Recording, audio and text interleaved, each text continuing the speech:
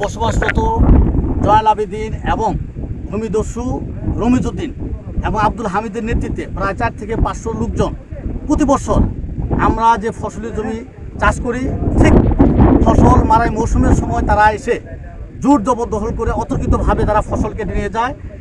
এই পর্যন্ত কয়েকবার এরকম ফসল কেটে নিয়েছে এবং আমরা যথাযথভাবে সংশ্লিষ্ট থানা এবং কোর্টে সিআর মামলা করেছি, জিয়াল মামলা করেছি এবং 4টি মামলা এখনো চলমান আছে।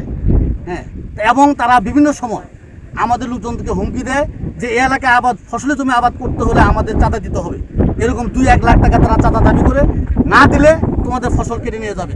ঠিক পরবর্তীতে দেখা যাচ্ছে তারা ফসল কেটে নিয়ে যায়। আমরা এই সকল ভূমিদস্যু, বিশেষ করে জয়নাল আবেদিন, বিএসি, রমিজউদ্দিন, তারপর হামিদ মেম্বার, এই সহ প্রায় 400-500 ভূমিদস্যুর হাত থেকে, কবল থেকে আমার এলাকার প্রকৃত জমির মালিক যারা, তারা আমরা পরিত্রাণ পেতে চাই। এজন্য আমরা সংশ্লিষ্ট জেলা প্রশাসক, নির্বাহী কর্মকর্তা সহ থানা অফিসার ইনচার্জ সহ সকলের দৃষ্টি আকর্ষণ করছি।